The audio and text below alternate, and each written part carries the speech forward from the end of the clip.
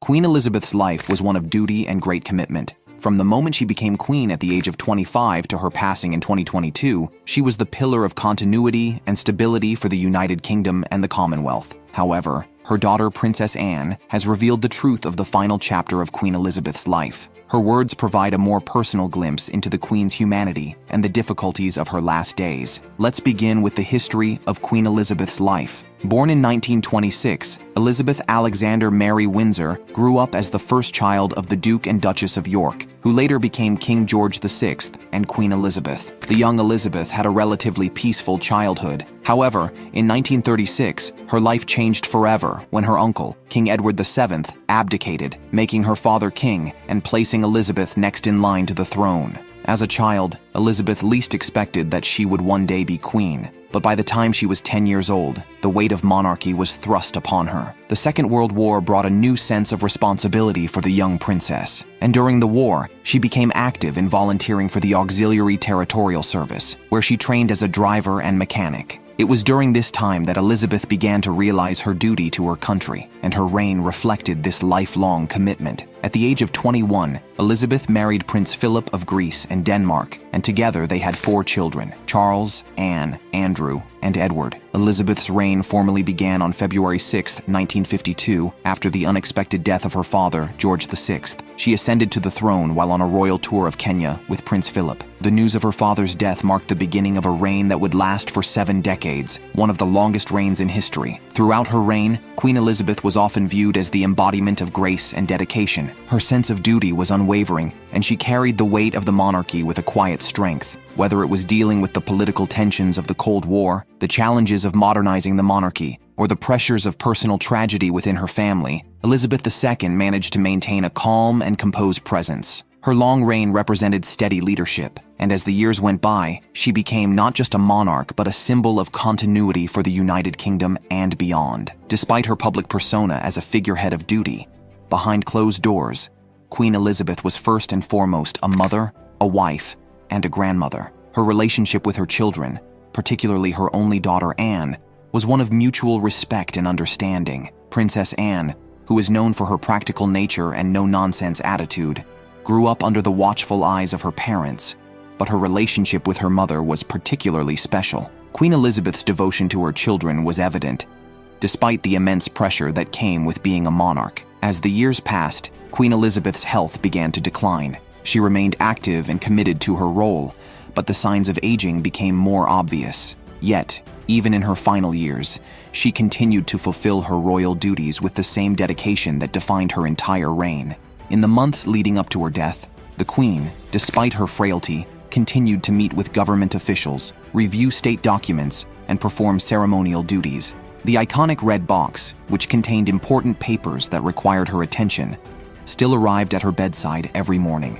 It was during this time, in her final days, that Princess Anne revealed a deeply personal moment between her and her mother. According to Anne, the Queen expressed concerns about her passing, particularly about the potential complications of dying in Scotland, where she had chosen to spend her final days at Balmoral Castle. The Queen had always cherished Balmoral as a retreat, a place where she could escape the pressures of royal life and connect with nature.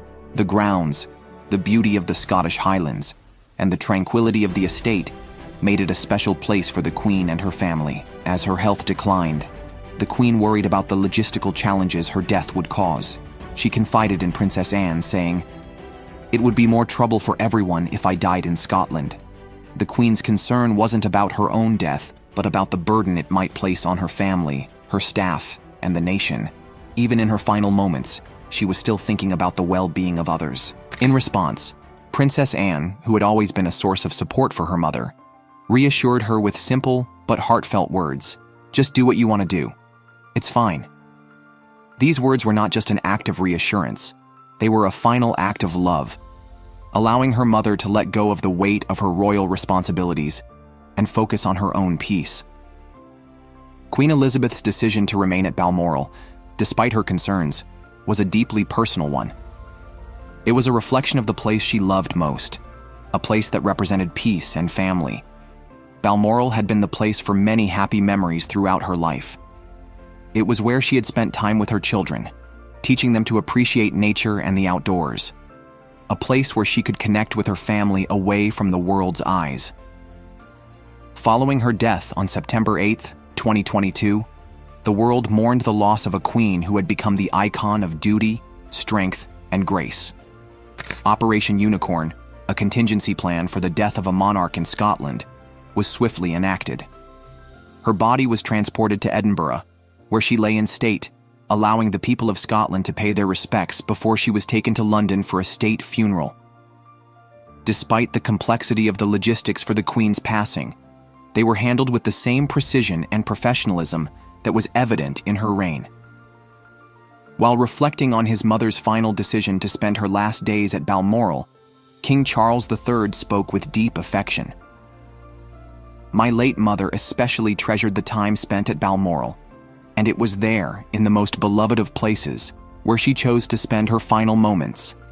Princess Anne's revelation about her mother's final wishes offers us a glimpse into the personal side of a monarch who spent much of her life devoted to the public.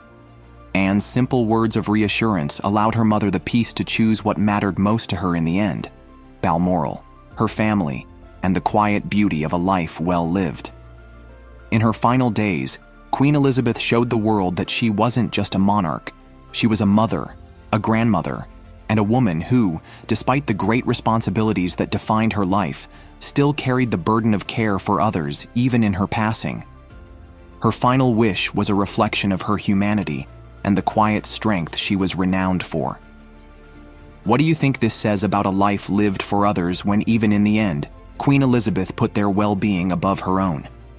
Let us know your thoughts in the comments. Those who worked closely with her during her time at Balmoral often spoke of her humility. She would personally lay the table for picnics, wash dishes, and insist on doing things herself. It was these small acts of normalcy that endeared her to her staff and showed a side of her that the public never saw. This connection to nature and the unpretentious acts of daily life probably influenced her decision to remain in Balmoral during her final days. To the Queen, Balmoral was a place where she felt most human. Queen Elizabeth also made time to reflect on the institution she had dedicated her life to preserving. According to close confidants, she expressed quiet hopes for the monarchy's future.